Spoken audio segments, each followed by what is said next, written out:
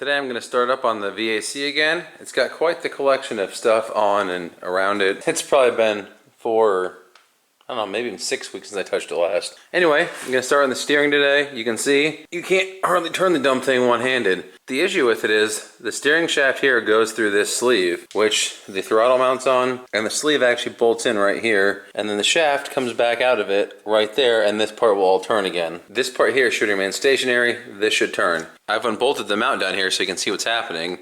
The shaft and the sleeve are turning together.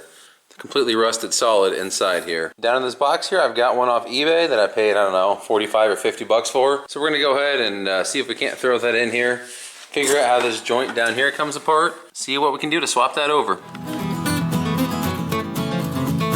Well, I decided the first step should be to open the box and see what I'm working with.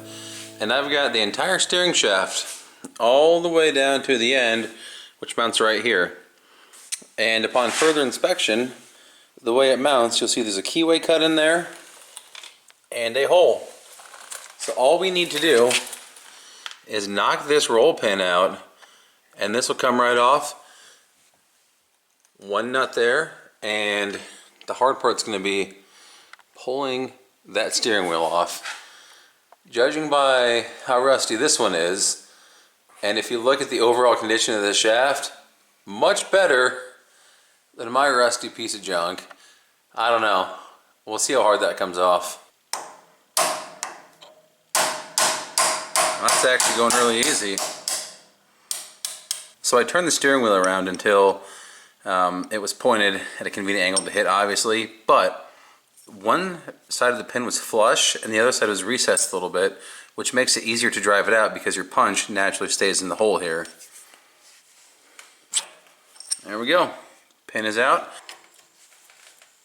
Wow, that was easy.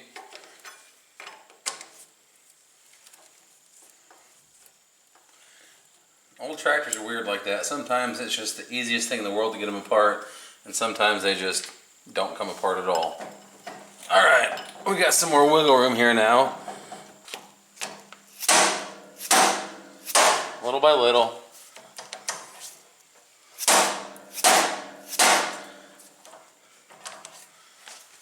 Steering wheel to go up a little farther. There we go. That'll probably help.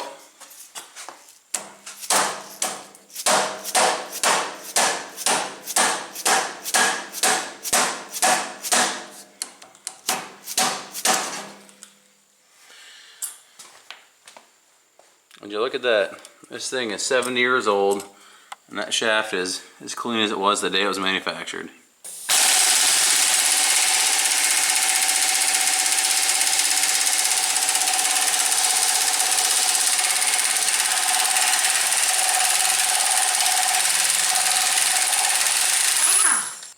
Three-jaw puller here. Let's see how this goes.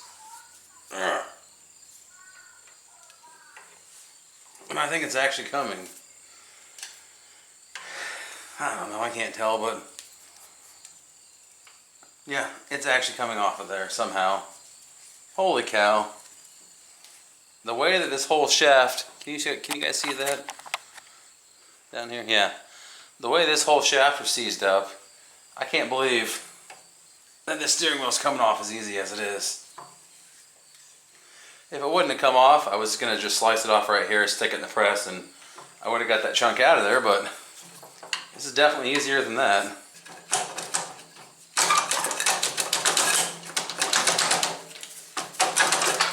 There we go. It's not in the best shape. It's got some chunks that are just about to come out of her, but good enough for this tractor, I think.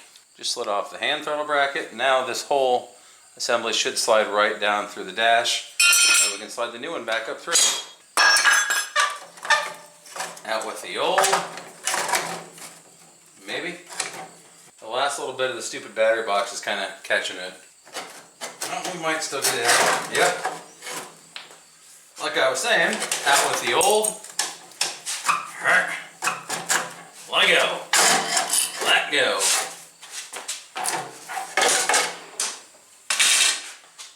In with the new, or at least new to me.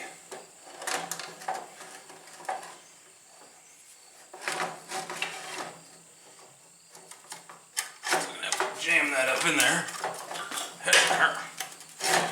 Now if your battery box is in even remotely decent condition, you're gonna have to remove it. Since mine is completely rotted out, I just jammed it past.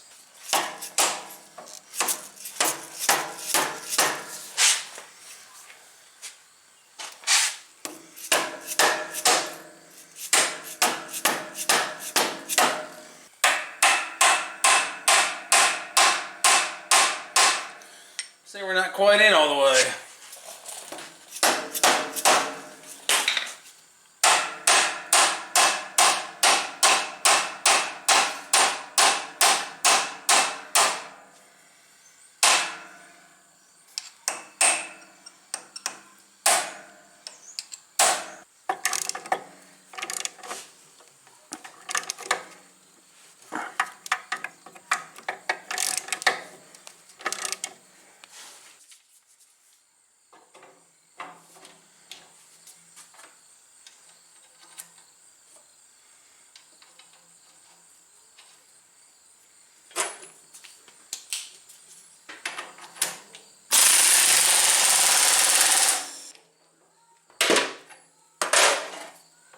Look at that. I can turn the steering with one hand easily now. Before, it was everything I could do to turn it with two arms. Next order of business is to replace the sediment bowl. The worst part about this job is the sediment bowl is also the fuel shutoff.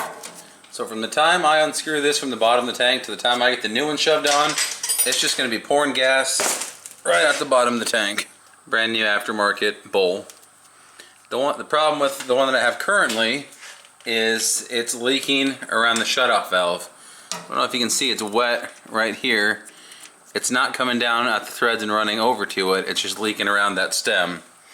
So there's nothing you can do about that. You can completely take these things apart, and I'm sure when they were brand new you could buy parts for them, and honestly maybe you still can. But the thing is, you can buy these fuel shutoffs or sediment bowls, whatever. You can buy them so stinking cheap. It's kind of cost prohibitive. Cost prohibitive? I can't talk and do this at the same time. I got gas running down my armpit. It's cheaper just to put a new one on, is what I'm getting at. Yeah, prohibitive. It's cost prohibitive to rebuild them when you can just buy a new one for virtually the same money. I know I did look into it once, and like even buying just the fuel bowl and parts for inside it was hardly any cheaper. Now I need to remove this elbow, the old one, and put it on there so I can reattach my fuel line. This is the next day from the replacing the steering shaft. I didn't want to do this last night when I did the rest of it because I didn't want the garage stinking like gas the whole time. So once I get this threaded in and everything's buttoned back up, we'll move on to the next thing. I've got a new battery for it, so I'll probably set that in there and maybe see if it fires up again. It's been, I don't know, probably close to 2 months since I started this thing.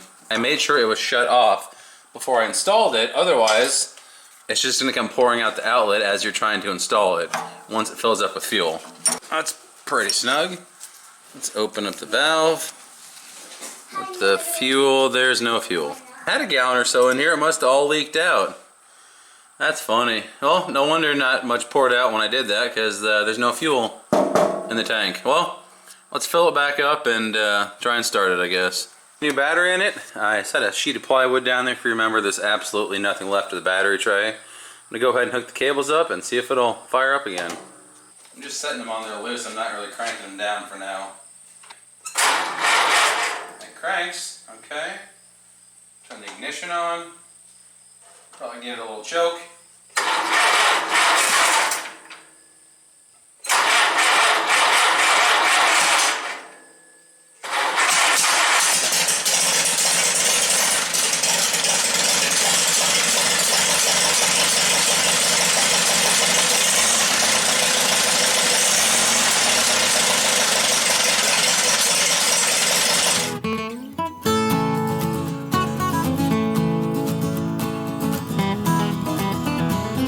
There goes the VAC, guys. Sold it.